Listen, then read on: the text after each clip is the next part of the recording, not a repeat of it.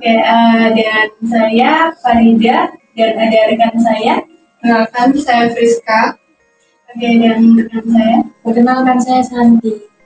Oke, kali ini di sesi kali ini kita akan bedah buku yang berjudul Perubahan Kecil yang Memberikan Hasil yang Luar Biasa, karya dari James Clear. Kita akan membahas di bab 2-nya, yaitu bagaimana kebiasaan membentuk identitas Anda dan sebaliknya. Oke, di sini sudah ada Mbak Friska dan Mbak Santi. Nah, dari Mbak Friska dulu. Nah, dari Mbak Friska yang sudah dibaca ya dari karya Pak James Clear ini, apa sih isi dari buku yang sudah dibaca dari Mbak Friska? Nah, di buku ini ada membahas mengubah kebiasaan menjadi sulit karena dua alasan. Yang pertama, kita berusaha mengubah sesuatu, tapi salah sasaran. Yang kedua, kita berusaha mengubah kebiasaan dengan cara yang keliru. Kalau dari Mbak Santi nih, kalau dari saya sendiri, selain dari Mbak Friska tadi alasan mengapa mengubah kebiasaan menjadi sulit itu ada dijelaskan di situ 3 lapisan dalam perubahan perilaku, yakni perubahan pada hasil, perubahan dalam proses, dan perubahan dalam identitas.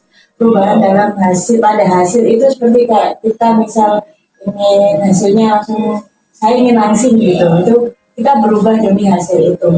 Atau perubahan dalam proses, misal ingin selalu membaca buku dengan cara di kamar kita udah kita kasih buku-buku. Perubahan dalam identitas itu seperti kita ingin menjadi sehat, otomatis apa yang kita makan itu harus yang sehat.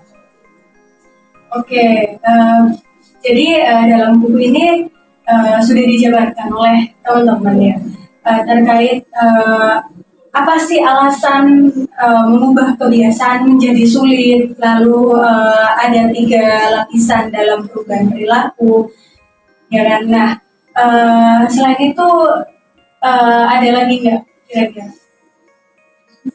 Tapi kebiasaan itu tidak hanya mendatangkan hasil, tetapi juga mengajarkan kepada kita menjadi sesuatu yang lebih baik dan menjadi lebih percaya diri. Oke, berarti kebiasaan itu memang sangat menentukan diri kita juga ya.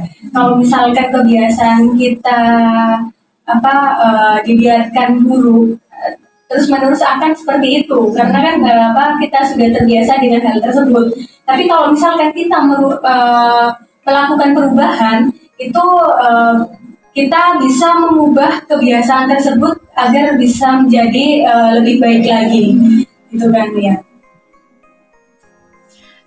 Di dalam buku itu juga menceritakan bahwa kebiasaan adalah jalur untuk mengubah identitas kita.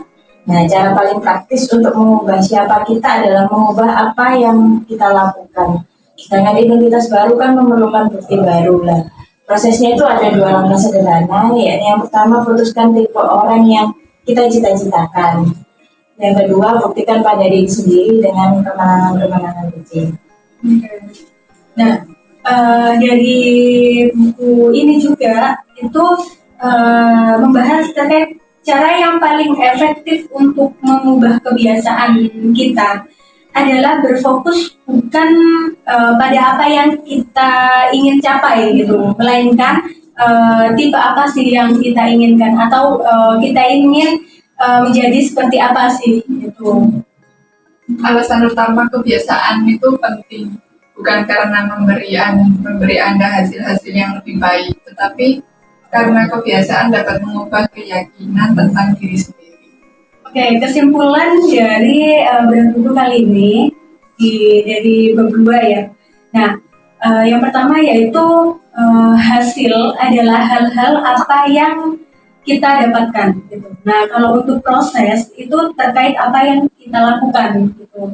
Nah, untuk identitas itu terkait apa yang kita yakini. Lalu kebiasaan berbasis hasil itu hanya berfokus pada hal yang ingin kita raih. Nah, untuk kebiasaan yang berbasis identitas itu kita berfokus kita ingin menjadi sosok yang seperti apa. Gitu.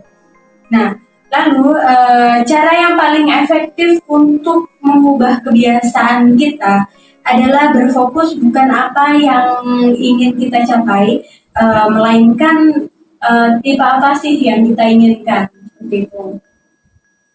Lalu yang terakhir, alasan utama kebiasaan itu penting bukan karena memberikan hasil-hasil yang lebih baik, meskipun bisa ya.